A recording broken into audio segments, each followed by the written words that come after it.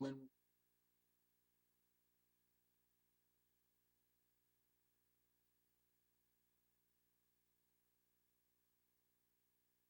order, it is 4:02, February 12th, 4:02 p.m. And we'll continue with the agenda, which is now the second item, roll call. And Mr. Lozano, go ahead. Yes, sir. Thank you for recognizing me, Mr. Chairman. On roll call, we have Chairman Rafael Dueñas. Here. Vice Chair Julian Radnofsky. Here. Arturo Dominguez. Here. Cesar Garay. Here. John Villarreal. John Villarreal. Ray Rocha. Present. Mayra Hernandez. Present. I did see you, Myra. Thank you. Mr. George Allgilt. Present. All right. Mr. Allgilt, thank you for joining us. Mr. Chairman, you do have a quorum. Perfect. Third item on the agenda is citizen comments. Do we have any? We do, Mr. Chairman, and I'll be able to read those whenever the committee will permit me to do so. You can go ahead and read them out. Okay. This How many do you have, Arnold? This is just one that came through. Okay. This one's going to be from Mr. Jose Cevallos, and the comment reads, in reference to item 4A, and on behalf of Farias Development LTD and Faskin LTD, who own Embarcadero Business Park and have several hundred acres available for industrial development, we are submitting these comments and questions. First, as we suggested at your meeting last week, we asked that the EDAC recommend to the City Council that the city develop and adopt a transparent, fair, and equitable tax incentive develop policy prior to acting on this or any other TERS proposal. This policy should and would clearly identify and promote the market segments that might need taxpayer subsidy for development. We need to assure that, quote, all but for, end quote, the requested subsidy, the project would not be developed. This is the public interest threshold that we should honor first. Secondly, the introductory ordinance on this item is on next Tuesday's City Council meeting. Is this consistent with Chapter 311, which indicates that the public hearing on the creation of the zone must be held before adopting an ordinance? I understand that the hearings will be held subsequent to Tuesday's meeting, but why introduce the ordinance adoption ahead of the public hearings, especially when development documents have only been shared with EDAC, the public, and stakeholders today and on a holiday break? Why are we rushing this? Thirdly, the information contained in the city agenda packet for this item does not provide a market analysis, indicate what kind and scope of the consulting of the city obtained while negotiating this, or job creation, industry goals, or requirements. Why is that not being made public at this point? We believe that performance requirements should be made part of any publicly subsidized endeavor. Finally, the build-out plan indicates that the development will largely compete against other local industrial parks, possibly just relocating tenants from existing facilities without creating significant new jobs. The majority of buildings being proposed are in the size range of many existing industrial parks. We are told at a public meeting that the goal was to capture and develop a new market of larger buildings that were not currently available in Laredo, but that does not seem to be the case. As well, we see no pro forma for the development, but do note a takeoff $40 PSF rate for tax value. Again, we urge that the City of Laredo develop a transparent, fair, and equitable tax incentive development policy prior to the adoption of this or any other TERS ordinance. And we ask EDAC to stand firm in making this recommendation. Such a policy would ensure that the current proponent and any others would be required to develop with a level playing field and would ensure that the taxpayers' interests are safeguarded when amounts like $83 million in taxpayer funds are being committed 30 years into the future. Thank you for your good work. This concludes the public comment. Thank you, Mr. Lozano. Mr. Cevallos, public comments are well heard. We're going to continue to action item number 4A, discussion and possible action report on tax increment refinance zone number 3 by Mr. Teclo Garcia. Mr. Chairman. No, Mr. Chairman, thank you. Let the record reflect also that Mr. John Villarreal is now present in the roll call. Arnold, if you could record that, please. Thank you, John. Good to see you. Yes, sir. Okay, so before I start, let me say hello to everyone again. Welcome. Thanks for being here to discuss this project. And I just want to recognize a couple of folks that are with us as well from Majestic Realty. Many of you know, and if you don't, they've been here some time. Kyle is here with us. Tom Simmons also with us from Majestic, and then Majestic's consultant, David Pettit, is also here, and David has worked for done a lot of work for cities, coincidentally, and has worked on dozens and dozens of TERS and other economic development programs on behalf of cities and local governments. So if you allow me from there, I'll go ahead and start. Again, thank you, Mr. Chairman, board members. Let's jump right into this. I'm going to say a few things, and then I want to share two brief presentations. I hope we'll give you some of the information that, or a lot of information that you were looking for, or you asked about the last meeting. Let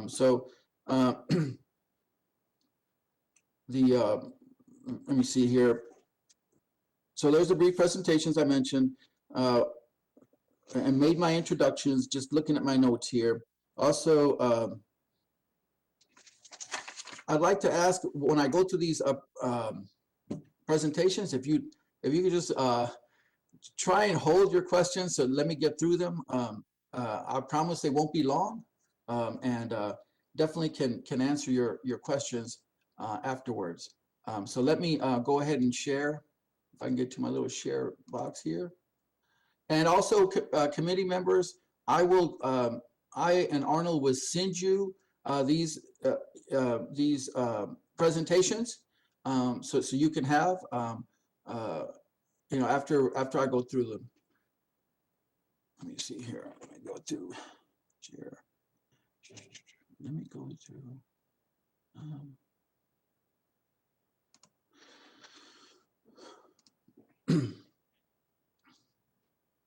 Okay, so this is just going to give you some more information. Many of you commented last week that you didn't have some specifics. So I'm not going to go retread the whole presentation that you've already saw before, although I can send you that as well again if you don't have that. But I'm going to go through this presentation that'll give you a little bit more information on the project. And then after this, I'll go through the preliminary financial plan and project plan that's going to be before the council on as an introductory ordinance next Tuesday. So this is what I'm calling a project narrative, and this is going to kind of give you some information. I'm just going to read through this briefly, but maybe you can look at the page here while I'm reading it. Again, this is a TERS location. Exactly, the TERS is comprised of about 1,900 acres, located in far north Laredo, next to the Unitech. Well, I'll read this. It's approximately bounded by the west by Unitech Industrial Park, and then to the south by Killam Ranch Properties, which you'll see here where I'm circling. And then several small private landowners to the east and the north here of this property. If you can look at this one, it's the same thing. Killam Ranch here, Unitech here, and all through here smaller tracts of properties. And then it connects to here, this is where it juts out. This is where the other side of the Achar Road would be. The existing uses and conditions at this time, the 1,914 acres comprising Port Grande are potential development land, and is considered to be predominantly open or undeveloped in accordance with section 311.005 of the Texas Tax Code. This chapter of the code is what is used statewide to create tourist districts. That entire chapter, not just that little section, but the chapter gives a lot of background on that. The site plan, as you can, is coming into vision here for you, coming into view. This Port Grande will be comprised of 6 phases, 47 buildings, 5 trailer lots, several major roads, bridges, and drainage areas, and will also include connectivity near the future extension interchange of the Achar-Ruthinger Road, and into also to the left into the Unitech Park. Phase 1 is already built. which is here. That's phase 1. And then phase 7 here is shown because the land for that phase is located in the TERS, but funding for phase 7 is not included in the TERS. But it could be part of the development at a later date, and if that's what Majestic decides to do. I mean, I want to hold it there so you can look at it for a minute. But like I said, you're gonna get this sent to you immediately after the meeting. But you can see like the main roads, like Uniroyal is here, and Carriers Drive is here, and these already connect to Unitech. And then here's the road up north, and then here's his property, and then there's this empty area here is drainage. Make just a brief comment. Go ahead, Mr. Algo.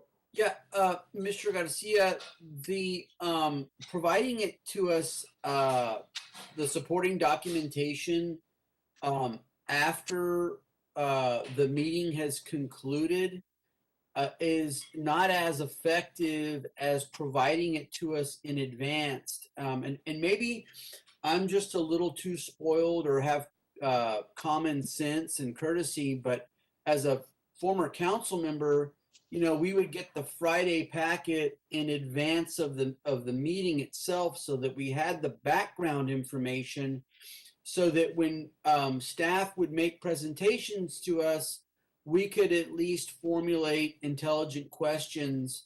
And so I would like to just propose a motion that from this point forward, we adopt as a policy that as it relates to all presentations by staff regarding anything, that we be provided the materials in advance so that we can effectively represent our council members and the city in these hearings. That's my motion.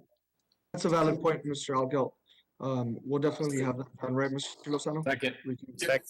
Wait a minute, Mr. Chairman. Mr. Chairman, that's not that motion is well respected and a good motion by Mr. Algo, but that's not on the agenda today. And good afternoon, everyone. My name is René Benavides, City Attorney. Just for point of reference, that I guess this particular committee, as you all know, is an advisory committee that takes its guidance from city council members, and so I guess whatever information they want you to have with regards to items on the agenda or whatever they ask you to consider is something that you guys should consider, rather than doing motions that are going to direct staff members to do certain things. That's more for council to do, since your authority is simply advisory in nature. In response to that, a couple things. I think in response to Mr. Garcia, I think then what I'd like to do, I'll walk that motion back, but I'd like an agenda item placed on the next council meeting for us to essentially adopt a policy that says that let's make our time is valuable too, and so in response to Mr. Benavides, like the Citizens Environmental Advisory Committee, we are eyes and ears for the city council. We can put things on the agenda ourselves, and we can certainly be more productive, because if we take your I guess understanding of what we can and cannot do, we're essentially wasting our time, city staff time, our council members' time, and our time is valuable too. We're all here, except for you and city staff. We're all here for free out of our own time, and we want to be effective and we want to be relevant. So I won't beat that too much, harp on that too much rather, but yeah, let's definitely have a conversation about discussion, possible action, and setting policies and any matters relevant there too in the next meeting moving forward. Thank you. Well, I'll just chime in and say, Mr. Algo, your point is well taken. I think that our economic development department can definitely accomplish that. So if possible, Mr. Teclo Garcia and Mr. Lozano, could we reference that comment and for future notice, send presentations beforehand so the committee is also well informed and can function as to their best of their ability in the advisory committee level. Go ahead, Mr. Garcia, the floor is yours. Thank you, Mr. Chairman. So there's that phase, as I mentioned, or pardon me, all the phases in this photo. If I can just read through this project narrative, as the international trade logistics industries continue to increase, deliberate efforts to provide considerable warehouse and distribution center capacity and quickly, given market demands, will continue to be at the forefront of economic development efforts. The proposed 14 million square feet project will offer many outsized buildings to a market where there are few and where these are few and far between, and where the warehouse vacancy rate is about 1 to 3% currently. Additional newer, larger buildings will allow Laredo to compete with port peers, meaning like other large ports that we compete with, such as the Port of Houston or DFW. And for projects, large projects that would bring investment and jobs to the region. Port Grande is also committed to building lots of trailer space and extra trailer lots funded by Majestic and not the TERS. The proposed and public improvements, the total development costs for the entire Port Grande project are estimated to be about 855 million. It was closer to $1 billion with phase 7, but this is what we have for phases 2 through 6, with the maximum eligible reimbursement from the TERS of 83 million or 83.32 million for public infrastructure. So that's what the 55-45 split, the 55% is going to allow $83 million that's in the TERS to be used for public infrastructure. The other funding, which I'll explain in a minute, would go to the city. Examples of proposed improvements, public improvements rather, or public infrastructure, water and sewer infrastructure, industrial grade streets, concrete intersections on these streets because of the industrial use, sidewalks, street lamps, traffic signals, and signage, and other things as well. No funds are applied. None of these funds in the TERS can be applied to Majestic own improvements, like on their buildings, right, or their properties.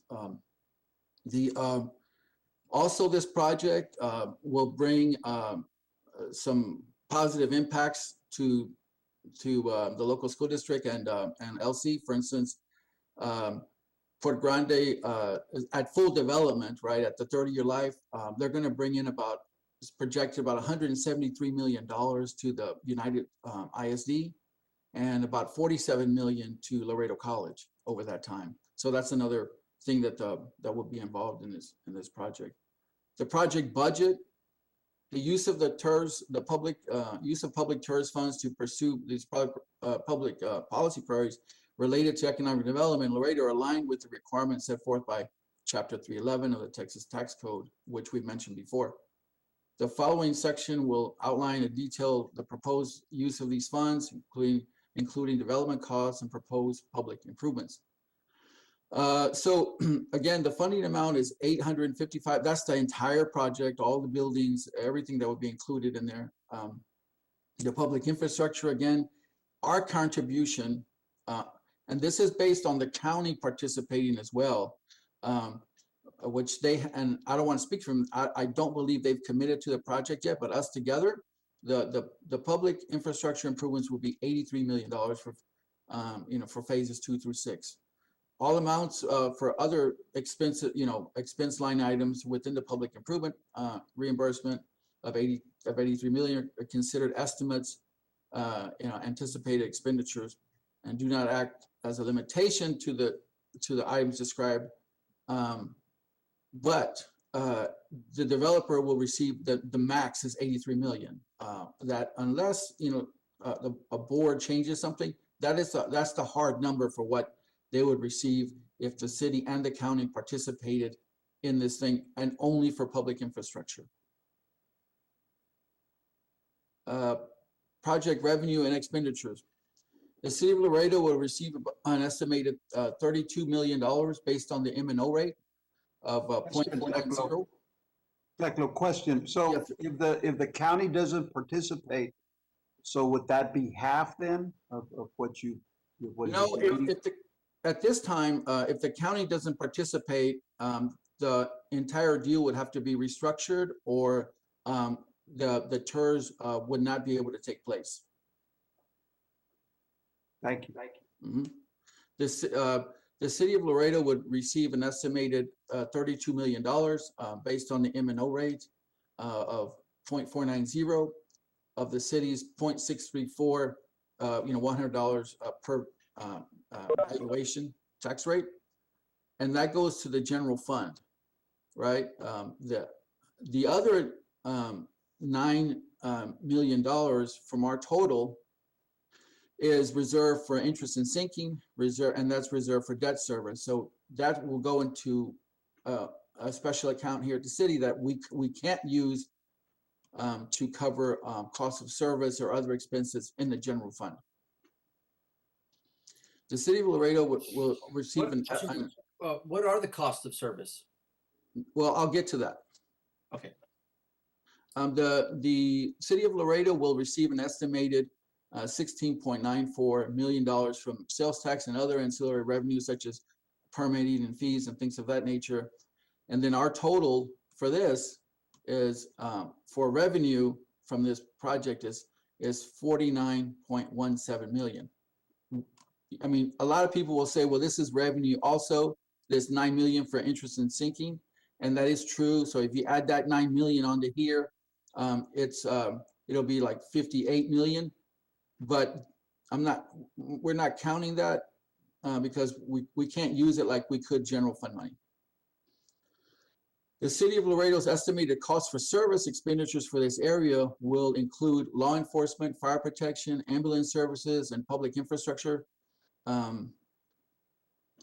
Such as when we take over the streets after the development deeds them to the city, other things in the future, and among other expenses over that 30-year period, right? And like I mentioned, that's fire protection, law enforcement, ambulance services, the public infrastructure, and other things. Just want to repeat that.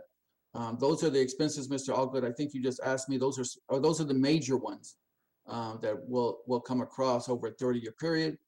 And that estimate, the projected expenses will be an estimated $48.1 million. And that's going to be paid from the increment, or the city's going to shell that out of pocket during the 30-year term? It will get paid.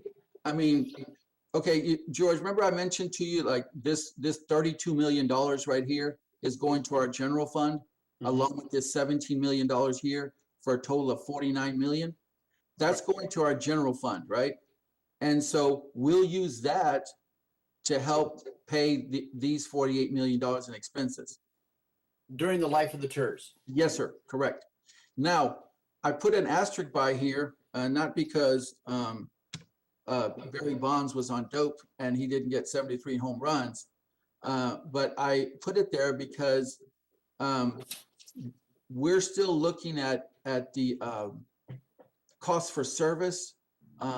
We're taking a closer look at what our expenses really might be, and maybe there's some things that we can, or some things we can do to help our cost of service. Certainly not in the law enforcement and fire protection area, but maybe some other things that would give us a little bit of savings, and then our margin for profit would be a little bit higher. But certainly have it covered. And our consultant, who's not with us today, Thad Wilson, is extremely conservative and very tough, and he's known for that. And so I trust his numbers completely. And so we know we're at least $1 million over, but we think we can even do better than that. Mr. Garcia, I have a question. Chairman, Yes. speak. Yes. Go ahead. Our consultant, does he have experience doing TERSs that focus on industrial and ports? Yes, he does. Now, he is a former Texas resident who works for Municap, and Municap is a national company, and he's been working out of South Carolina the last several or many years. So he had to, and he had to re-educate himself a little bit on a little bit of our Texas law, right? However, he also worked on a TERS locally here about 4 or 5 years ago as well, in addition to picking up work throughout the state and other states, whether they be industrial or residential or other economic incentive programs. But yes, yeah, you know, he's really good, and I know Majestic's on the line, and he made Majestic work a little bit extra, which was good for me, and I kind of felt bad for them, but he was a real bulldog. Now, the last thing on this presentation is the term. The City of Laredo's Tax Increment Reinvestment Zone number 3, Port Grande, is proposed to the is being proposed through introductory ordinance next week at City Council. The effective start date of the TERS is immediately after the City Council approval.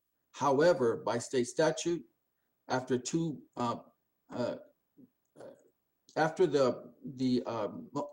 introductory ordinance is considered, and let's just say it was approved from by the City Council. I'm not assuming it is. I'm just saying if it was, then there's still going to be 2 public hearings. And David Pettit, can I get you to come in and explain that little process at the end on why those are before and after? I think there was a question beforehand. Yes.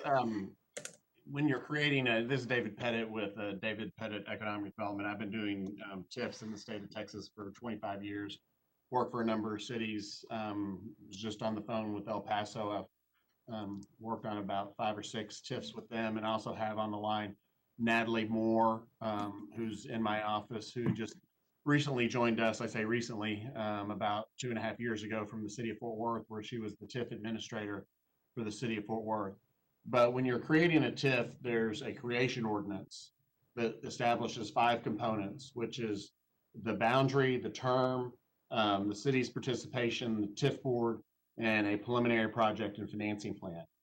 Prior to that being approved, you must have a public hearing that is advertised in a paper of general circulation 7 days prior to that.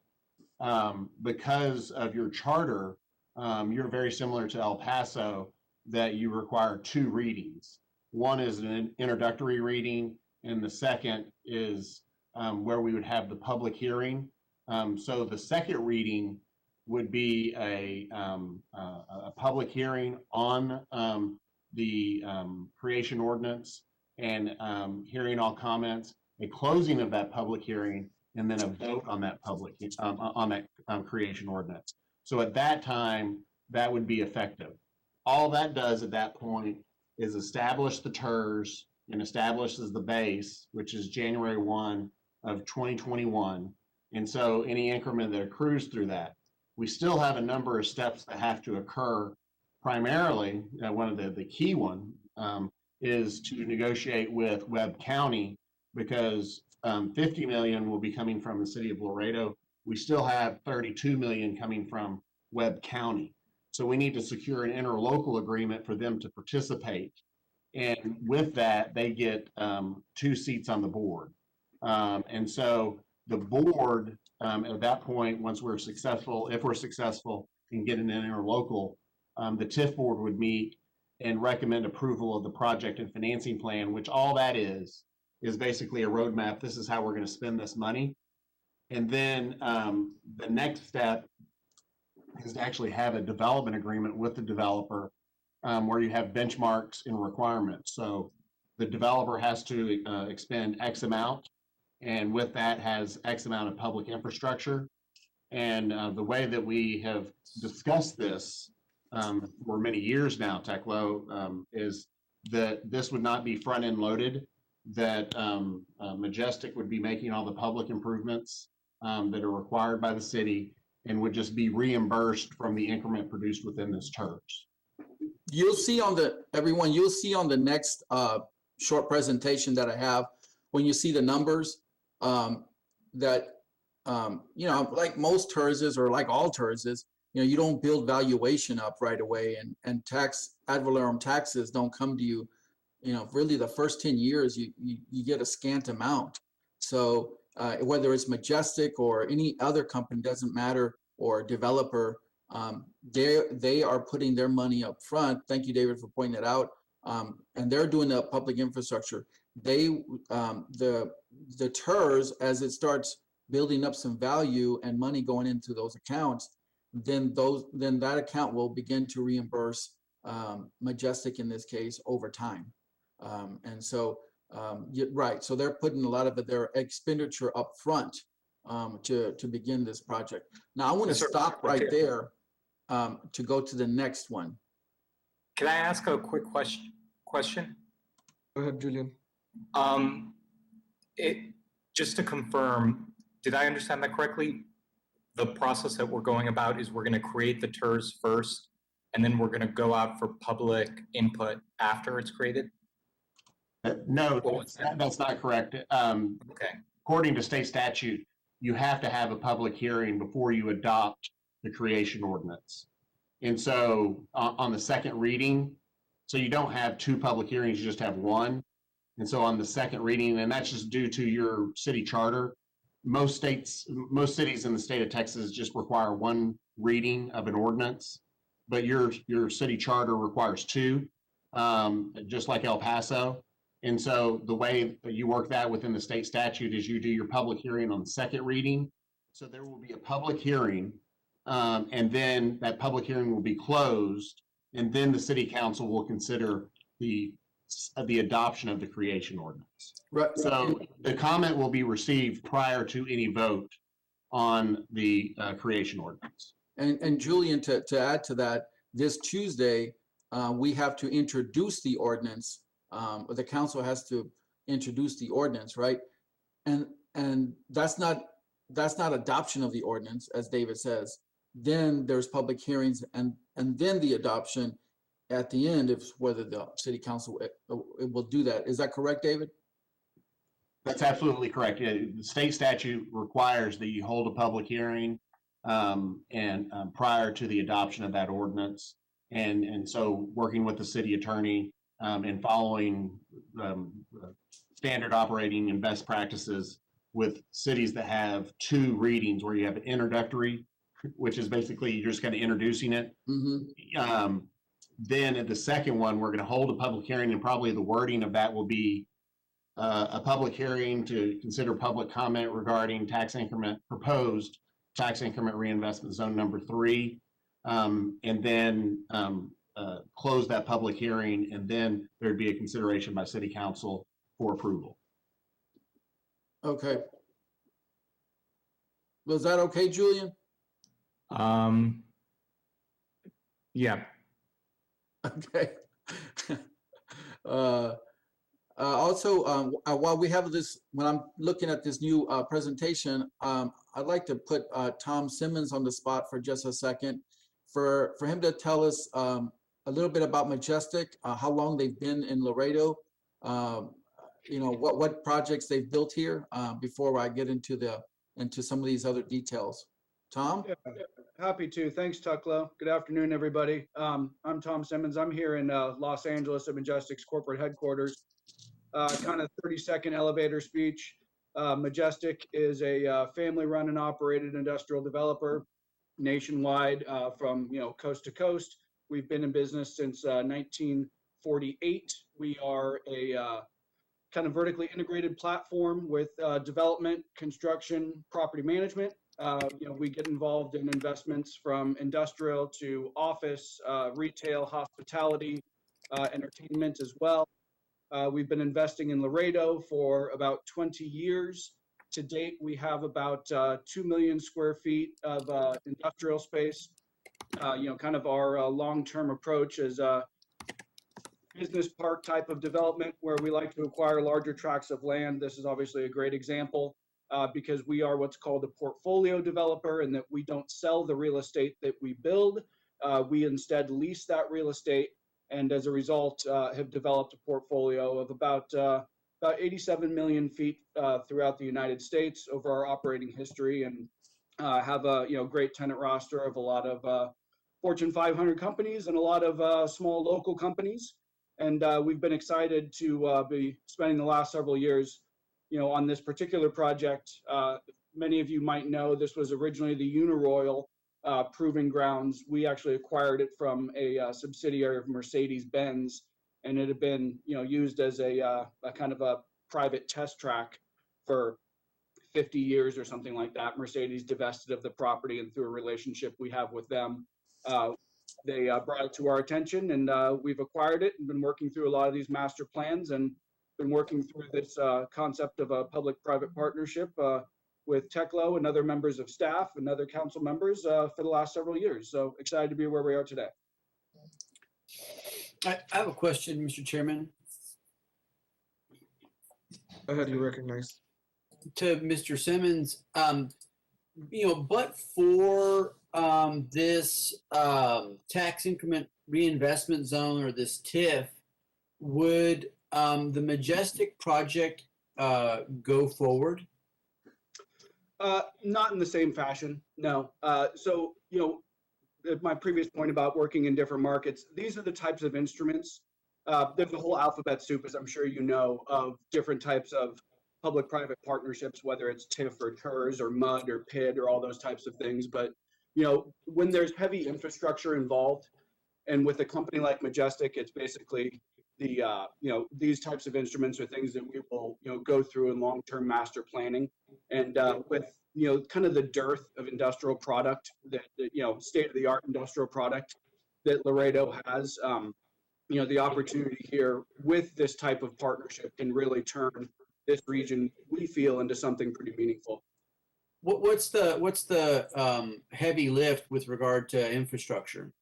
It's all South Texas scrub, and there is no infrastructure, so that's the heavy lift. Okay, and so if for whatever reason the city of Laredo, the city council or the county, as the case may be, is to say, we don't want part of this. What would happen to your land holdings there? Yeah, the allocation of Majestic's resources simply get diverted elsewhere, and we'll invest in other parts of the country. So you would just leave this land in its current state? You wouldn't do anything with it? That's really to be determined. Again, we're a private company. We have holdings, coast to coast, and so we put our resources where they have the best chance of success. Now, my understanding is that the NPO has already agreed to, fund some, flyovers and to connect the proposed development to I-35. What is that part of the heavy lift of infrastructure that you're referencing, or are you referencing infrastructure on top of what's already being proposed? I can't speak for the MPO's plans, but I can let you know that the infrastructure that we've identified in our discussions with staff is more specifically the property in question does not have infrastructure. So in order to build it out, it will obviously need significant infrastructure that becomes public infrastructure. In the case of water systems, sewer systems, roadway infrastructure, things of that nature. Typically in the development world, in most instances, if you acquired a property, it would usually be adjacent to existing infrastructure. You can tap into an existing water line, sewer line, things of that nature, as opposed to having to create all of it from scratch. So George, if I can help you too, also to help answer that question a little. On the north side, you'll see this property that juts out. That was included in the TERS, so it could receive public infrastructure funds to reach the other side of this chart road. And I think that intersection you're talking about, although I do not know how it, I've not been to MPO meetings, so I don't know exactly who's funding, whether it's TechSide or MPO, but that would be about right here, I think. So Ruth would go this way, and then this would be connected to this road, and then our city property is over here somewhere. I think you probably know better than I, George. Yeah, it's further But- north. Yeah, so it would be this, we would at least connect to this part right here. Actually, Ruthinger this is mile marker 13. Ruthinger comes in at around mile marker 18 or 16. I think it's here though. No, I think it goes up. it goes a little further up. Yeah. Yeah. Now, so Teklo, with regard to the Ruthinger, I'm sorry, the Hachar property across from mile marker 13. Over here? Yeah. Did the city provide to them any resources to accelerate that development there? Yes, yes. I know we've contributed in a 380 economic development agreement, funding for the road specifically. I forget the amount. I'd have to look, but George, I know that it was done. Oh, you're talking about the Hachar Parkway. This is Beltway, the road that we're seeing there at mile marker 13. I'm just wondering if we helped them out there on Beltway with any public. I'd have to look. I know we did do a deal, but I just don't know right now. And then my other question, Mr. Simmons. Okay, so if we accelerate, give a hand and accelerate the development here. As what I used to be an MPO commissioner not too long ago. What I do know about that, TxDOT MPO programming, all of that is like, 3, 5, 10-year projections. It looks like this development is going to have to make do with that mile marker 13 exchange. When you bring 2,000 acres online, how do you plan on getting your customers efficiently in and out of that current I think the intersection is rated F by TxDOT. How are folks supposed to get in and out of there? Yeah, it's a great question, and it's been a concern of Majestic's frankly for years. One of the things that we had done, as a matter of fact, was to do some significant traffic evaluations, and we've worked with the city's traffic department over the years with our professional traffic consultants, identifying significant improvement opportunities that can really help that flow. Because to my previous point earlier, as a long-term owner, we need to have an efficient transportation and traffic situation. So it is something that's important to us. Interestingly enough, when we acquired the property, the only entry point into the entire 2,000 acres was on Uniroyal. And through some negotiations with some neighbors, we acquired access on Carriers. And then through some negotiations with another neighbor, we have the access that Teklo pointed out on the north that will be another reliever. We've obviously been working with traffic on the long-term plans, the traffic department, Mr. Danny McGee, understanding the city's long-term plans, whether that's outer loop or otherwise. It means a lot to us as long-term owners because we need something that I can build the nicest building in the world, but if it can't be accessed, that means it won't be leased. And if it won't be leased, then my kids don't eat. Okay, so Mr. Oakdale, would you mind if I start this presentation? Or Mr. Chairman? Yeah, no, not at all. Yeah, let's go ahead and continue on with Please, the please. remaining of the All right. presentation. Okay, thank you, appreciate it. So again, here's the, this particular document is the preliminary project and financing plan that will go to the city council. And this is what for the basis of the agreement here, that will have public hearings and so forth. But let's just go through this. This is David Pettit. I just want to point out that when I mentioned there's 5 components to the creation ordinance, this is the 5th component, so it's an attachment to the creation ordinance. The final project and financing plan, once Webb County is on board and once the TIF board recommends approval, this plan is approved by a separate ordinance through city council. So getting in a little bit of the weeds, but we always like to call it the Texas 2-step. Step 1 is you have a creation ordinance with a preliminary plan. That's what this is. It's the 5th element of the creation ordinance. And step number 2 is the TIF board recommends the final plan that's approved by ordinance. Okay, thank you, David. Appreciate that. So again, here's a property that we talked about. There's some background for those of you who don't know enough about Laredo. You can read that later. So again, this is the introduction on this preliminary plan. Again, there's a property. You've seen that. I showed you in this slide. There's Laredo, and here's the property related to that. Here's the boundary description. Again, the technical description of the boundary. As you can see, it's like it is on the other map. There's Unitech and so forth. There's the legal description, right? And you can go through that.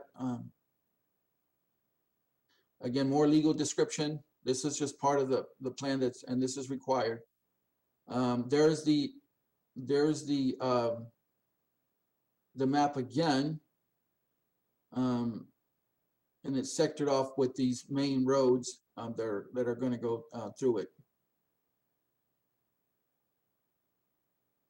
And Tekla, and just because I go through these all the time on these project and financing plans, we are required by statute, as you'll see here on the left.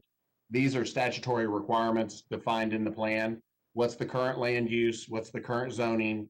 Are people going to be, displaced? Obviously not, because it's Texas scrub. And then the current ownership and the current tax value. So the current tax value of this property right now is $5.3 million. So that's a great point, David. And as part of the TERS, as we talked about last week, everyone, the new incremental ad valorem goes to the TERS, and it's divided up 55-45. The base value, as Dave just mentioned here, taxes will continue to get paid as normal to the taxing entities, in our case, the city, and that doesn't change. That number, that value it doesn't change. It's not touched by the TERS, and it continues to go to the city. The zoning, is there anything you want to add here, David? No, I mean, I think Natalie might be on the phone. I don't think there's anything to add. I think it's self-explanatory. The zoning's in place that's needed to do the development. Okay. I don't have. Then there's, now, let me see if I can pop this up a little bit. There's the map again. David, if you can just say a few words about this slide. Yes, and so what we did was when we looked at everything in our world from putting together a project and financing plan, we don't care what the developer spends. We care what the taxable value is going to be on the ground. And we determined that $40 a foot was appropriate for new taxable value. And the developer plans on coming to the TIF board, and as Natalie has so eloquently said in the past, the TIF kind of creates a pie, and each development agreement is kind of a slice of that pie. And so they're going to be coming to the TIF board with multiple development agreements. So what we're calling phase 1 has been excluded, by the way. And Teklo and Natalie, what was the value of phase 1 in this project? Around 35 million. I think that's right. I don't know. I don't have it in front of me. The original base value with phase 1 included was about 35 million. Then once we backed that out, it was about 30 million associated with that phase, and then that left us 5 million remaining. So the 30 million phase 1 is kind of excluded. So phase 1 is not part of the TIF, but we anticipate that the developer will be moving forward, and Tom and Kyle can mention this. But you're looking in $175, $200 million range for phase 1 and the necessary infrastructure for that. And then dependent upon the market, how this is going to come to fruition. And so we have a full build out of all 7 phases with a 30-year period. Teklo mentioned something. We've included phase 7, but as part of the boundary, but we did not include phase 7 as a part of the projections. So this could be much larger than what we're projecting now. But when you just kind of look in a crystal ball, it's kind of hard to look that hard in the future. So what we always like to say is you need to walk before you can, you need to crawl before you can walk, before you can run. And so this gives the velocity and the momentum for this project to kind of go forward. And so our taxable value analysis, when these projects come online, you can see all the different buildings and all the different phases. How they come online impacts the overall revenue. Now, I do want to make the point that this is kind of, there's really 3 ways that you can fund a TIF. We're doing the most conservative way, which is eat what you kill, if you will. So if the developer builds it and produces tax increment, there's a 55-45 split, and that money can be, at the discretion of the TIF board and city council, allocated for reimbursement. Another way is just to sit around like Teklo talked about for 10, 15 years and wait till there's enough money accumulated and pay for it. The third way, which a lot of cities are doing, we don't recommend it, is they're bonding on this future revenue. That gets into a lot of tricky situations, and that is not what we're recommending here.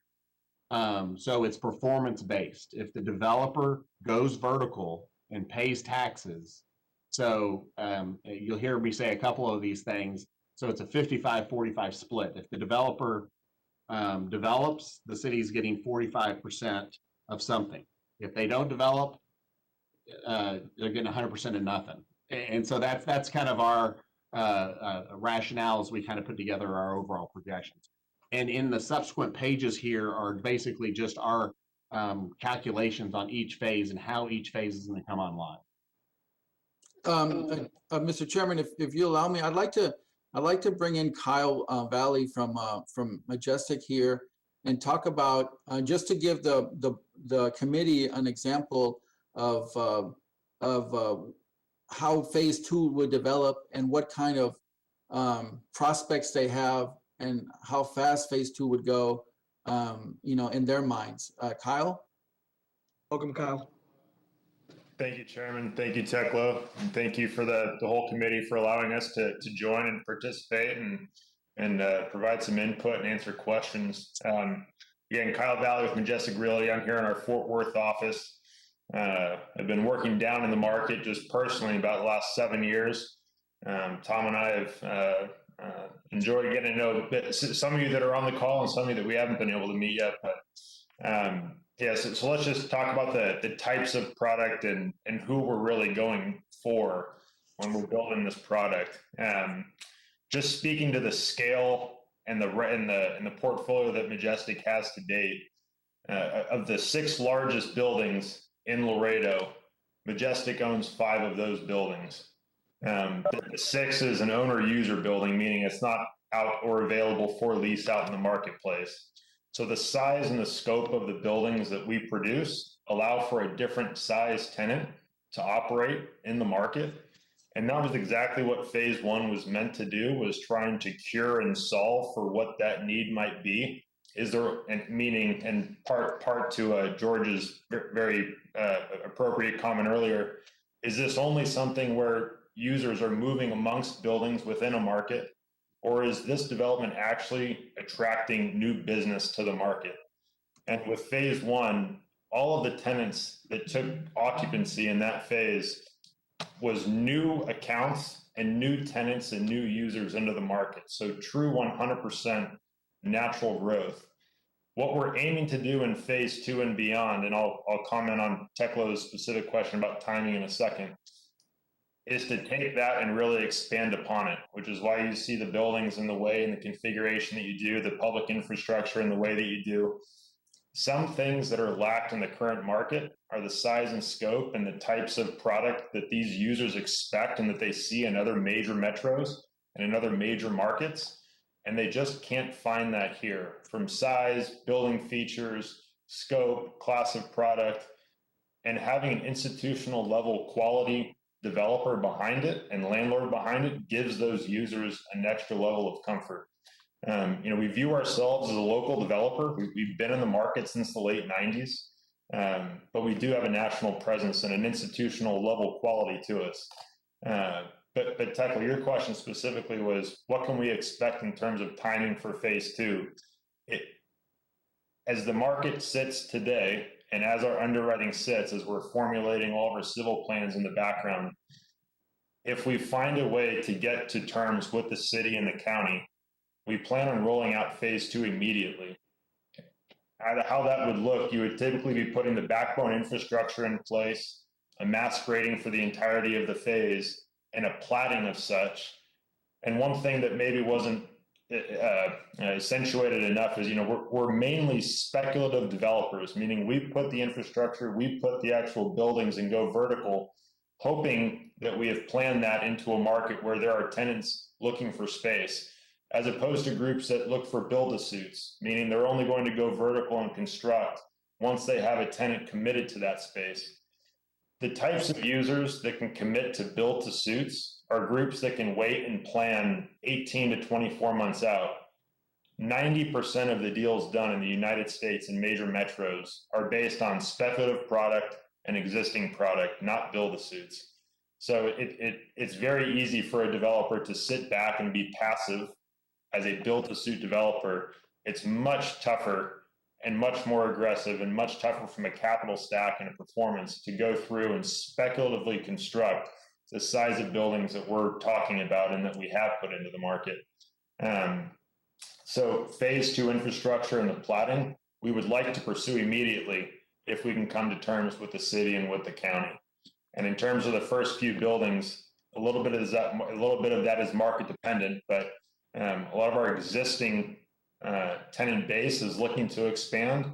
And also there's a lot of consolidation within the market to actually take advantage of the efficiencies that a user gets when they're able to consolidate amongst buildings. The one trouble for many users in the past, and one thing that's really stalled the lower end size range of Laredo, is you don't have users being able to consolidate and then allow smaller users to be able to either enter the market or facilitate growth, because that small size range in the market just does not exist. These large users, if someone needs 400,000 square feet of space, for example, there is no product available for that user to go into right now. It doesn't exist. You'd have to take many, many buildings, find sublease space, and I'd argue that you probably could not find it available even if you tried today. So what we're aiming to do is alleviate that demand. And when you see vacancy in a market of less than 1%, there is a complete disproportionate market force on that supply and demand figure. So part of what we're trying to do is alleviate that, but phase two is something that we have planned to put into production immediately. It's not something that is sitting into the future, just to address Tekla's question specifically. No, thank you, Kyle. I really appreciate that. Can I ask a question of Mr. Kyle? Go ahead, Mr. Algalt. Okay, so your market analysis, I think, is spot on. I'm sure we'd be hard pressed to find others with such an acute understanding. I did want to ask though this question of, okay, we know, at least in my estimation, that there is a deficiency. There's in available warehouse space. I forget my last conversation with Carlo Molano. He indicated there was something like a 1 million square footage deficiency. Like you could build, a warehouse, and overnight it would be an instant success, right? And so historically in District 7 across the highway there, that I represented, a few months ago, in that district there, from time to time, somebody would come by and say, hey, we want a Chapter 380. We want the city to give us a hand. And it had always been the city's position that it wasn't necessary, because of the supply being so low and the demand being so high, that certainly it would be an overnight success. Go with God, build your warehouse. How is this different from that? I understand the warehouses are bigger, but I also understand that because of economies of scale, in many respects, it's more cost effective to build bigger than it is to build these smaller ones. How do we reconcile past best practices with this new practice? And I'm not saying this to give you a hard time. I'm saying it because I don't understand it, and I'm wondering where is how. But for the city's participation, how is this project not feasible? Yeah, sure. So you're hitting on two great points, and I'll address the first one. Just first one first, or your former first, and that has to do with why is it difficult to deliver certain product into a market. If this was an established market, and I'll use the term capital markets, established market, meaning lending institutions were comfortable coming into this market. There was a constant buy, sell, and trade comp basis to be able to look off of, an appraisal district that had active comp debts or comp set data. That conversation changes immensely, and you open up the types of groups that can finance projects of this size. Most of the major life companies within the U.S. are our lenders, and it is extremely difficult to get them to a new market that does not have an established capital markets presence with good comp set data, with an active liquidity measure that they view. So the risk profile is immense, puts a much higher equity profile on the developer and the owner itself. And it causes downward pressure, and it causes groups to be much more passive in the scale and the size of product that they can get, because a local bank can finance a $5 million construction project, let's say. That same local bank typically can't finance a $40 million construction loan. So that the risk profile is just much different.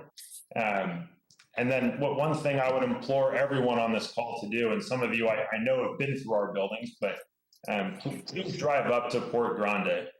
When you exit Carriers Drive and you get through Unitech and you enter into Port Grande, you will see the features and the measures that we've endeavored to keep into our park, which are costly.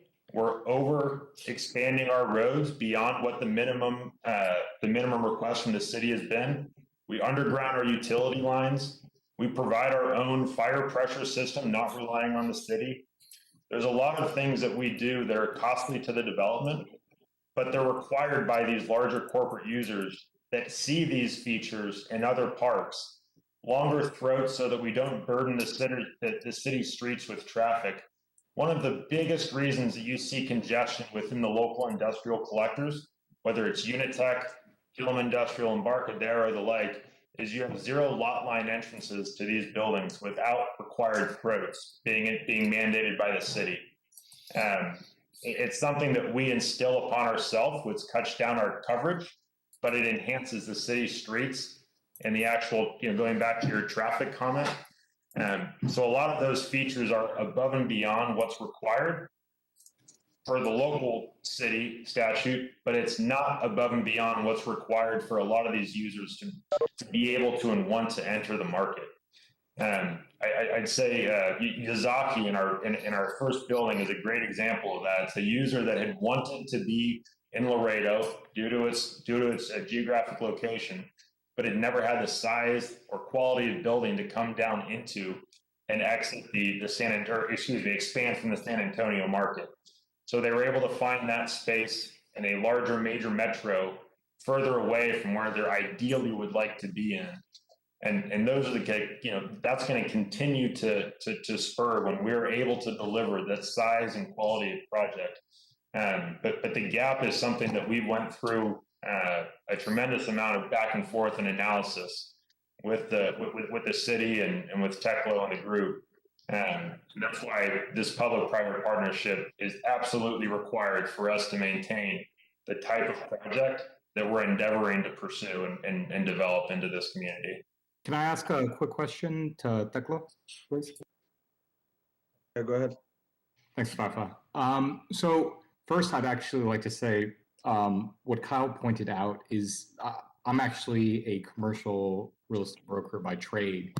And I'd like to say that Kyle is right in the fact that, at least with a lot of my clients that I've worked with, one of the biggest issues is that essentially there's really no warehouse out there and everything is built to suit.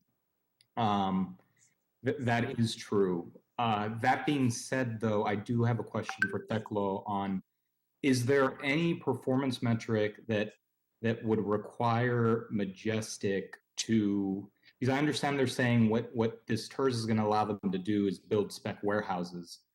But is there anything to prevent them from taking that typical business model of a lot of developers in Laredo and basically just going back to build to suit? Or is there something that requires them to build some spec out in order for it to qualify for the TERS?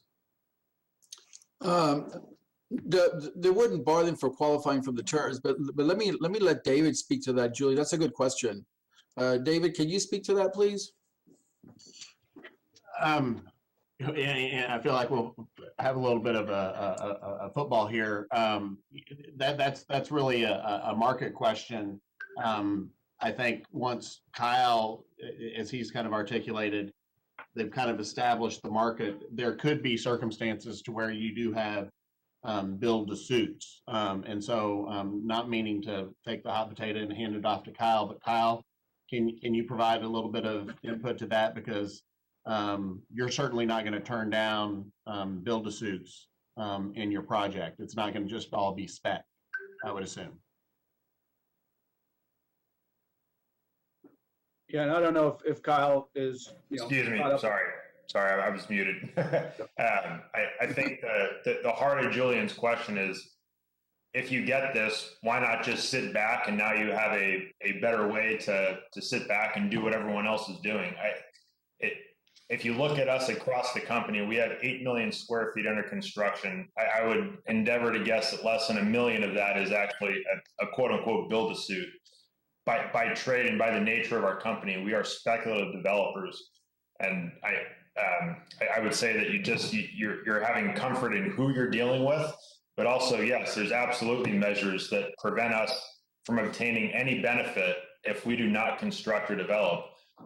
One is just purely by nature of the way the agreement is set. The city is not stroking a check for us to then go make the investment into infrastructure. We are only receiving a rebate on those taxes, a reimbursement, if we have made that investment and if we have constructed anything worth of value, that then it gets reimbursed. So the incentive within the structure is kind of inherent. But then also just by way of who we are and what our history is and what our track record is currently and in the past, I think you alleviate a lot of that risk just based on who and what we are. So I understand that, but the question still remains. So there isn't anything that basically focuses on and because that is a concern. I understand that argument that we need more spec warehouses. And this TERS is going to get us that. But is there anything within the TERS agreement that exists that mandates it or stipulates a certain percentage minimum that would be developed? Well, I don't think so. And correct me if I'm wrong, David. That would or would not be in the final development agreement, for phase 2 or for phase 3 or 4 or 5. But Julian, you bring up a good point, and I hear what Kyle is saying. It would be difficult for me to try, at least this is from my end, to try to negotiate that in or push that into a particular part of agreement, because what happens if the market changes for a particular phase, right? I mean, I don't want to hamstring that developer from doing that, and tell him how to run his business in such a specific way. We've worked at least since I've been here about 8 months on this project, and given, as Kyle said, the history of it, some of these negotiations, we have to believe in each other. In addition to having, the agreements with ink and signed, and this is part of their business model. We see it here, we see it in Phoenix and in LA, and they're a strong spec builder. So So that's what we're going with here. I mean, I understand that's a concern for you. I just, it's difficult for me to tell Majestic how to run their business exactly to that point. Would be my answer to you. And unless there's something else, David, that I'm not aware about in the I think you're spot on, Teklo. It's final I agreement. don't even know how you would structure such an agreement because it would be so punitive if there was somebody, because I think you have to know that, Majestic is the largest privately held industrial developer in the United States. And as Kyle just said, they have 8 million under construction now, only 1 million is leased. So they make their money on doing spec building development. So how you structure that, I don't even know how you would approach that, and I echo what Teklo's saying as well. But I think that we have to trust one another and understand that Majestic is one of the best at building spec building, and that's kind of how they're going to approach this deal. Mr. Garcia, do you have any remaining slides that you'd like to go through? Yes, there's a few others, but I think you have a board member or committee member that wants to ask a question. Arturo. Yeah, Kyle, I just wanted to ask you, Kyle, is Amazon or Walmart or some of those big distribution centers one of your clients? Tenants? Amazon is one of the largest tenants in the United States, if not is the largest tenant in the United States. But yes, they occupy about 6 million square feet with us. And Walmart, we're the largest landlord with the seven first e-commerce fulfillment centers that they put up in the U.S. Each of those being about 1.45 million square feet. We are their main landlord for the e-commerce facilities. Thank you, Kyle. Mr. Dominguez, may I make a point here? Mr. Chairman, can I make a point here on Mr. Dominguez's question? Is that, this is another value that the company with a stature like Majestic brings to Laredo. We have about 13 Fortune 500 companies operated in Laredo, right? And so each one of them has clients, across the country. Majestic is no different. They have clients, as he mentioned, anywhere from Amazon to Walmart, and not that they would place them here. I would never ask them to do that. Hope you're hearing me, Kyle. But they have that marketing power to market Laredo across the country, to clients that are not here, that would bring new business and new jobs. That's another thing that is such a diversified and well-sourced company can bring to the area, and actually we're counting on that. Mr. Garcia, I have a question regarding that. Is there anything in the TERS that stipulates the qualification of the rebate to be focusing in on if it is a new entry tenant versus someone that is relocating? There are no rebates in a TERS, okay? And so if you're talking about the money that's ad valorem taxes are put into an account, right? And then from that account, basically we split 45-55 from the new buildings that are put up. But no, happens then? Pardon me? When the split happens, because this is all based off when they build versus when they don't build. So when they build, if they're building and what's happening is all they're doing is taking a tenant from an existing industrial building in Laredo and moving them over, is there anything that qualifies? Because what I've heard being touted is, we'll be able to bring all these new jobs and new companies. Well, is there something that differentiates a new job or new companies versus just relocations? Yeah, let me speak to that. No, there isn't. And there's a couple of things at play here. And one, you bring up a valid concern, Julian, in local markets. But I would venture to say, maybe you didn't want to word it exactly this way, but certainly this new business wouldn't take, clients from other places. I mean, those other clients can choose on their own whether they want to move to Majestic or any other warehouse that gets built brand new, not just theirs. The local businesses is definitely a concern for me. I work with them on a daily basis. But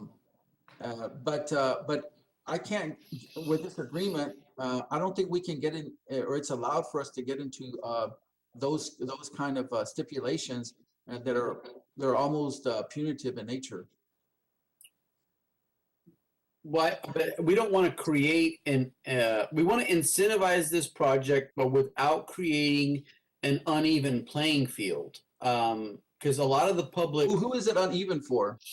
So for that, let's just say the neighbor next door wants to, build out, 2,000 acres, but he doesn't necessarily go through the TERS avenue, and as a consequence, it's going to be difficult. His prices are going to be X per acre versus whatever they are at Majestic, or conversely, the market being what it is, because of the public participation, Majestic can have their numbers down low, and these other warehouses, their cost per square foot, could be set because of the market factors that relate to, their development. And so that being said, they may migrate over, and then you've got now an empty warehouse with minimal tax base versus a now full warehouse that has only 45% of that tax base is actually going to the city. So right there's where we need to be careful. I mean, assuming I understand this correctly, I'm just a little country lawyer from Zapata County, but this does sound like kind of the call of the question. Well, you can't just claim Zapata. John Villarreal is also on this call, George. So you're not the only country boy from Zapata here. What I will say to that is you're getting to market forces that can go up and down, and a lot of conjecture as well. And for instance, I would say that what if that did happen, the scenario that you talked about, and then what if that warehouse that was empty for just one day and was backfilled with something else? I mean, there's a lot of what ifs involved in some of these arguments, but I'm concerned about local, warehouse owners. And I mean, I hate to say even local, because Majestic's been here, for such a long time. But I get what you're saying, George, and you bring up a good concern. But I just think that some of this is market driven. Folks who want to be in their warehouse, can be there. If something's driving them to get to something bigger, they may not even choose Majestic. Maybe they go to another one up in the Pinnacle area where another company is building 300,000 square feet of space. So, I mean, you're right to be concerned, but I think that some of these can't be written into an agreement. Yeah, but I think we'll have to acknowledge that when there's public participation in a project, there is a measure, maybe big or small, of interference in the natural free market, and that's just something we have to acknowledge. And it may very well be a risk that we're willing to take given the merits of the project, right? But we can't just say, well, c'est la vie. But it's certainly, I think, something that we as a EDAC, and certainly our council and county and for sure, that will they'll want to know that. Mm-hmm. You're right. If you'll allow me to move forward a little bit, if I can. Technically, this is David. Can I just make a comment on what we, through our discussions that we've had with the city, this is not just kind of a one-off special benefit for this development. If there is another project that is worthy of this size of investment and kind of moving the market and moving the needle, I think the city has said they're willing. They want to make it an even playing field. Tekla, am I summarizing that? That was some of the early discussions that we had early on. If we do it for you, we kind of there's precedent that's being set in there. And so this is not an exclusive just for Majestic. Well, no, certainly not. Certainly not. We're working with another local developer on a TERS as we speak. And that's a really big deal. And then we've had other folks approach us about public improvement districts, Chapter 380s. I've probably got 7 or 8 open projects right now that are at the very beginning stages. But the point is that people continue to reach out to us, and we'll listen until the pen and paper have to get put together for a report to either bring by EDAC or to the city council. But I'm trying to work with whomever comes forward, as much as possible. But if you'll allow me, let me get through some of this. It's almost going to be 5:30, and we want to at least make sure that you get this information. Certainly, we'll send to you as soon as I get a chance. So this next page, let me broaden it out just a tad. These are the tables below, provide an overview of the potential development for these projects that will occur during the life of the TERS. And you can see here, I want to explain this to you.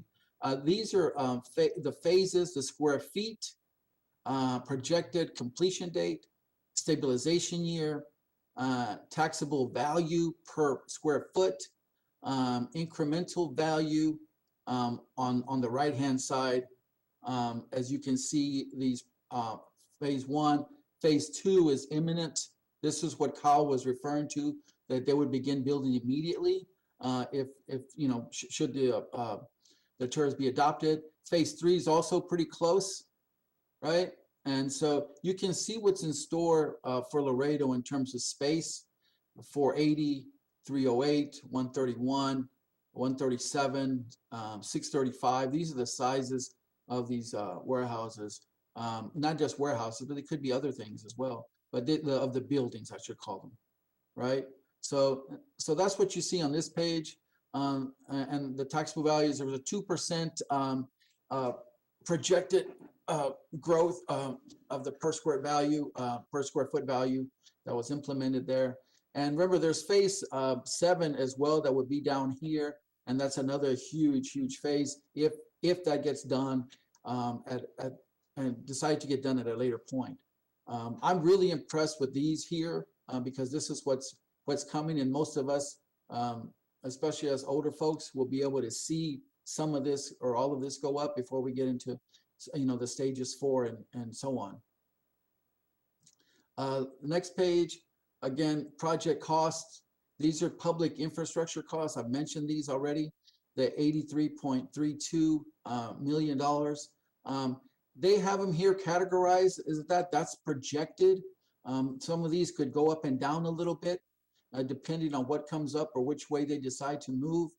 And again, these are project costs for the zone. Not all project costs, but the public infrastructure costs for this zone. Now here's Chapter 311 of the Texas Tax Code. David, I'll defer to you on this. Maybe a quick explanation on what's listed here. Yes. So what this does is under Chapter 311, as Teklo said, nothing within the TIF and the way that we've kind of structured this is going into Majestic properties themselves. The way Chapter 311 was originally written, it has to be in public right-of-way and public infrastructure, things that are owned by the city. And so they're in public right-of-way. What we have found, having done TIFs for as long as we have, is that, we know what we know and we don't know what we don't know, right? Or we know what we don't know, but we don't know what we don't know. And the Rumsfeld quote there. But essentially, when Majestic comes forward, and as I kind of talked about that Texas two-step, these are buckets of eligible, and so this is what the TIF is committing. We will fund. We will fund water, sewer, sanitary sewer, streets, utilities, and per statute, you do have to include administrative cost. So that's just required by law. But as Majestic comes forward with their phase 2, they're going to have their private investment, which I think, Kyle, we've talked about $175 million, and we're going to have so much in public infrastructure. And those are going to all be vetted by the city staff and be included into the agreement. And so this pulls from those. But these are the categories that the TIF is committing to There are other categories that we stripped out that are eligible, but just weren't really part of our discussion. Primarily, park and street parks and Open space. open space, and a couple of those other things. Those are also eligible. If I can say this about TIFs, basically you can pay for anything that's in that public right of way is an eligible reimbursement expense. The way we've structured it is Majestic will be paying for it. If they go vertical, then that 55% would be going into the bucket and then coming back to them over time. Mr. Olco, are you still on? I am, and I had a question. Do you mind if I just make a quick comment? I wanted to bring something up to you. Sure. Say this was a residential TERS, right? As David mentioned, I say this because I know you're on the local bike committee and so forth. If you wanted to include like separate bike lanes, like the TERS could pay for that as a public infrastructure. If you wanted to do even like bike stations or anything for walking and things like that in a residential TERS, you would be able to do that with that TERS funding for public infrastructure. You know what I mean? Yeah, I'm familiar with that, and thanks for pointing that out, because there are a lot of dock workers that use mass transit to travel, and so bus stops rather, and protected active transit facilities would be necessary so that folks who can't afford cars can get around. But I guess my question. A couple questions, Mr. Pettit. Do you work for the city, or you work for the developer, or who are you with? In this case, we are working for the developer. 85% of our clients are cities, though. Okay.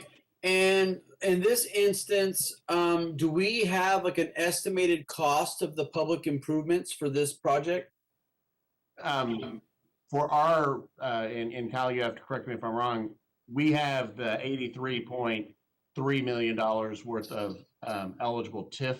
That doesn't cover all the opinion or probable cost that has been produced by the Majestic's engineer. And I'd have to defer to Kyle and Tom for what your total public infrastructure costs are. But George, what gets contributed by the city and perhaps the county would be $83 million to that public infrastructure number. So that's what we're contributing to, what that cost is. Gotcha. But in the last time we did this TERS exercise, we actually had a hard number from the developer, and that was really helpful, because then we calibrated the TERS, which was passed by council, to say, okay, well, we're going to reimburse these public improvements. And the TERS will have a lifespan of 30 years, or paying off this number, whichever So that's the number comes around, right? That's the hard number for us. Well, for us in the county together is ours is like 51, and then the county's is 32, and that's the hard number right there. Okay, but I think Mr. Pettit just said that they hadn't really kind of dialed that in yet. That's what I took. And I apologize. No, we have full engineering budgets for all phases. Mm-hmm. And Kyle and Tom, please chime in. But this $83 million does not cover all of your public infrastructure costs. That's correct. And that's helpful, because if you all say, hey, look, we're going to invest, $108 million, all the way through phase 6, but we're only really asking city for this 80 something number. That's good, because we get a little extra bang for our buck on that. And then once hopefully the project goes great, it's gangbusters, development happens at this accelerated rate, and you're capturing that increment, and you pay off that $83 million in change well in advance of the 30-year term. And then at that point, as I understand it, the TERS expires by operation of law, based on the public improvements being reimbursed to the developer. Is that what we're talking about in this situation? The expiration, David, you want to talk about that? Yeah, that's in the creation ordinance. And so basically, the term is that 30 years or until these obligations have been funded. So if you pay these obligations off quicker, the term of the TIF is shorter. And if I understood you correctly, in this particular TIF, there will be no provision that would allow you all to bond and encumber any the zone or the TIF with any debt. Is that correct? Correct. At the very last page of this, we actually have a statement in here about no bonding. Okay, good. All right, and then because that was a big deal in the last TERS that we dealt with, and that was a big concern for citizens, which is, hey, because we know that in the event of a default, the city's on the hook for whatever money that TIF board goes out and encumbers itself with. Now, can anyone speak to whatever proposed clawback provisions are? Yes, we can, George. And I'll answer your question. Can I just get through this real quick, and then we can answer the clawback question? Please, Mr. Epstein. Yeah, sure. Thanks. No, thank you. Thank you, Mr. Chairman. So again, there's a map of the phases. Then we go to the financial feasibility analysis. I don't mean to go fast here, I'm just trying to get through it. But the method of financing, some of this we've talked about, 55 and 45 percentage. It says 55 for the county there. They would contribute the same rate as we would if they agreed to participate in the agreement. They don't have to, but normally when other entities join into a TERS that a city is involved with, they follow the same number on terms of project TERS and revenue share. So there's no debt service involved. An economic development feasibility study was done as part of this exercise to get to the point to where we decided whether this project was feasible or not. That's certainly not making any decisions for the city council. We're only advising that we went through this and we deem it feasible for this and to advise our city leadership and the city council and the EDAC.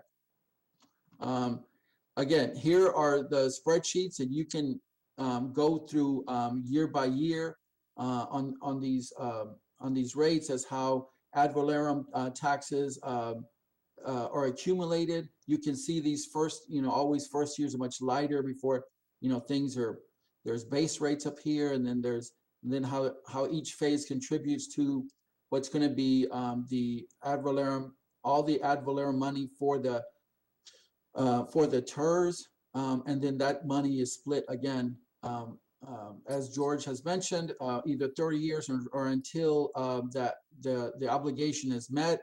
And then after that is done with, then the city and the other entities, well, mainly the city and the county, would no longer share the ad valorem taxes, but they would keep it all at that point.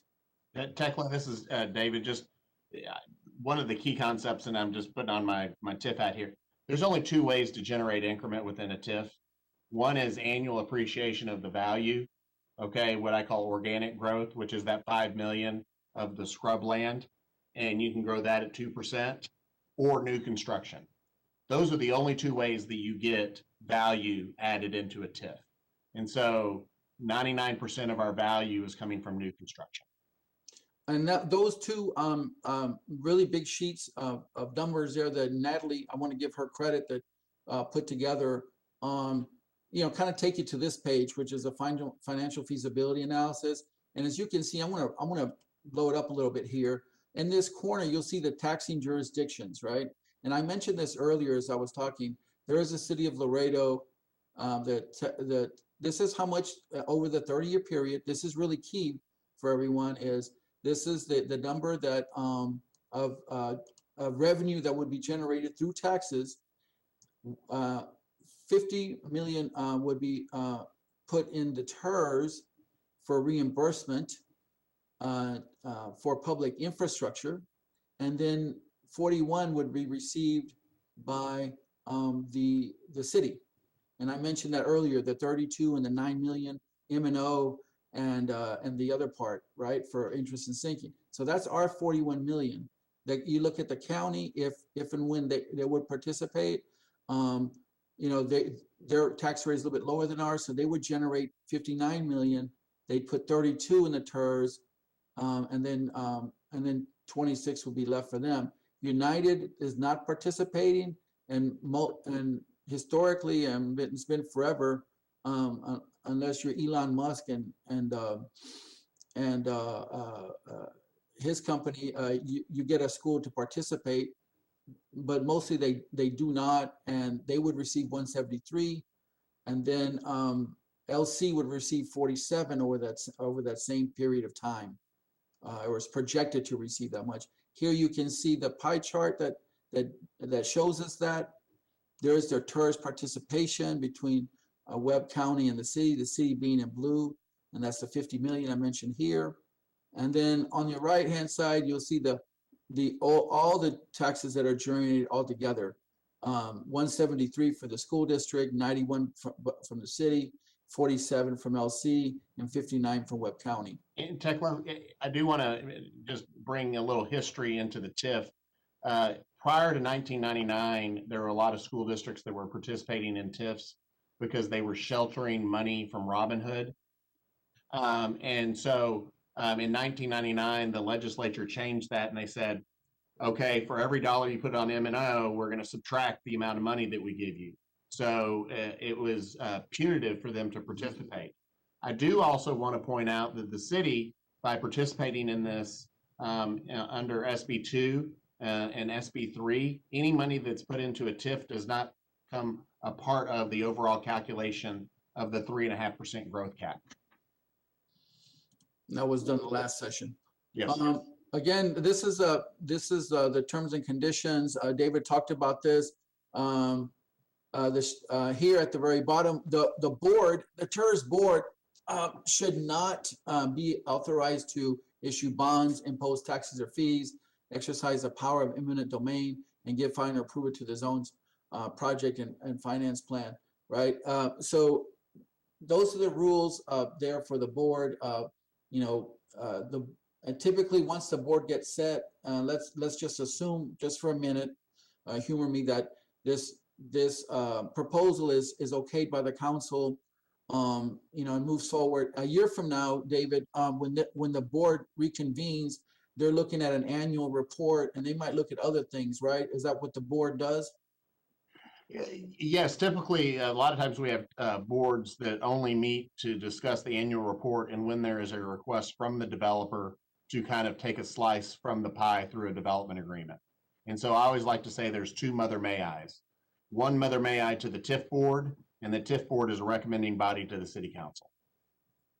Again, on the there's legal descriptions, again, on the last page, all the different portions of the property that you can look at. I'll have Arnold send this to everyone, but at this time, in terms of the presentations, that concludes the presentations. And like I said, we'll get to this to you ASAP. Thank you, Tekla, and thank you to the whole Majestic team. I think that you guys were very transparent, answered a lot of the questions that not only committee members had, but also from our public comments. You guys went into transparency in regards to the supply and demand issues, the risk issues, leveling out the playing field, et cetera, et cetera. So I think that you guys did a great job in presenting this to us. Thank you all for your time. And to our committee members, is there anyone that would like to make any discussion, any motions? The floor is yours. Go ahead, Mr. Dominguez. Thank you, Mr. Chairman. Tekla, so we don't have a TERS review committee. We are not that I'm aware of. No, sir. I think we should have one. And did anybody do an evaluation on the impact to our city on this project? In which what kind of impact are you talking about? Well, economic wise. They just demonstrated. Go ahead. In terms of economics, we looked at what's projected for jobs. We looked at what was projected for sales tax. We know what's going to come via at least projected on property taxes, the ad valorem that will be received. And so from those views, point of views, we know how the city would be, or at least we have a good idea how the city would be economically impacted. We don't know, for instance, which is would be a positive thing. Like after phase two is done, or phase 3 is done, how many more bridge crossings are we going to have? Well, we don't know, because we don't know what companies are going to move in. Are they heavy bridge users? Or are they not heavy bridge users? You know what I mean? And so we have some a few unknowns and then several knowns as well, Mr. Dominguez. Thank you. Any final comments? Anyone go ahead, Mr. Algo? Yeah, okay, and so, yeah, I'd like to make a motion that we support the Majestic Tours, subject to an agreement that would include a provision that limits and tracks the location of local port facility companies, so that local companies can't be considered as having an impact in the calculation for the rebate to the improvement. The motion also would have language to be included that in the rebate evaluation, the local relocated companies need to expand a minimum of by 50%, and then Majestic would need to disclose that information on relocated firms to the city and taxing entities. Okay, Mr. Altgeld, may I stop you there for a minute? And this has nothing to do with your ideas. We're in this particular case, we're and before City Council is only the introductory ordinance. If the committee, correct me if I'm wrong, Renee or David, if the committee decides to advise the council to do what you're asking, you can certainly do that. But the final agreements into which, by the way, I want to address your question about clawbacks. When in that kind of detail, what you're asking for, that would be included in the separate development agreements for the phases as they go forward. Is that correct, David? If something like that would take place? Yes. As far as the steps that the statute affords is, we have the creation ordinance, which is the boundary, the term, the participation, the TIF board, and the preliminary project and financing plan. The time to address any of those would be through the development agreement that would be coming before the TIF board and the city council. Well, in this particular instance, I mean, we were tasked to provide council feedback, and based on the public comments and based on what we know about the project, my motion is to provide feedback in support of the TERS, but for the council to be, aware of, there's going to be this relocation, and so Well, we don't know there's going to be relocations. We don't know that there's not going to be. Well, I mean, that's what I'm saying. That's conjecture. So, we don't know if there's going to be. Well, I think it's if there's a great product at a great price, as we hope there is, I think it's foreseeable that local companies are going to want to expand. But even if it is conjecture, it is the EDAC's decision to whether or not they accept this motion or not to go forward or not. And so, yeah, your comments are duly noted, but my motion stands. Is there a second? I second it. Real? Discussion? No discussion, go for the call. All those in favor? And give Arnold time to mark these down. Please keep your hands up.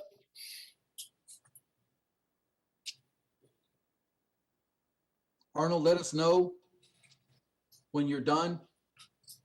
Yes, I'm going through the pictures here. I got George that's voted in favor. I have Arturo that's voted in favor. Mr. Villarreal. Mr. Villarreal, yes, I got him. And I have Mr. Radnowski. The Is there anybody you got and the the chairman on there, and then we have Ms. Hernandez is no longer on, I don't think. And Mr. Rocha, how do you vote in favor of the motion? We can't see you. Those against? I mean, I can't see him. My apologies, had to step away. I'm for, not against. Okay. Did you get that, Arnold? Mr. Rocha Yes, I said he is for Mr. Alkelt's motion. And I'm missing Mr. Garay. He's also a yes, he's indicating. We've got everybody. Passes unanimously. Is there a motion to adjourn? There was one other, Adjourn sorry, there was one other motion that I wanted to make. Go ahead. I have a motion that would also advise the city council that a set of industrial port facility performance measures should be adopted so that key indicators in business retention, expansion, and attraction can be used as data for benchmarks. That's my motion. Does that line up with our agenda item? Yes, sir. George, I have a question. George, Yes, sir. is that in reference to this TERS? Yes. Okay, I'll second it. And Motion on again, Mr. that Alcott? motion, I'm sorry, George, on that motion you just made, I think that Laredo EDC keeps a lot of that information already. They have people that track that. But yeah, that's a good thing. Okay, cool. Yeah. So I'll read it again, Mr. Chairman. It's that as it relates to this TERS project, that a set of industrial port facility performance measures should be adopted so that key indicators in business retention, expansion, and attraction can be used as data for benchmarks.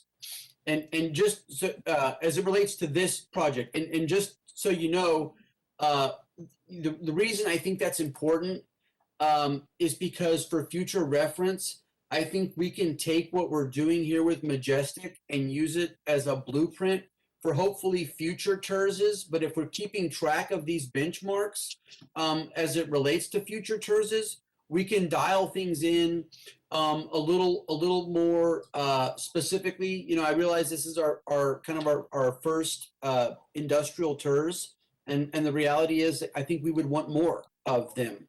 But if we, data is power, and so we need that data to be able to move forward intelligently in the future. Second. There is a motion. There is a second discussion. I think Mr. Dominguez had his hand up. I'm sorry. Oh, I think he seconded it. Second. Okay, second discussion, no discussion. All those in favor? Get the count. I've got All those against? Julian. None against? Paper. Motion carries unanimously. Motion to adjourn. Second.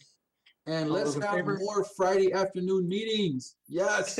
Happy hour at this point. In favor, any against? None against, motion carries. Thank We you. are adjourned. You guys.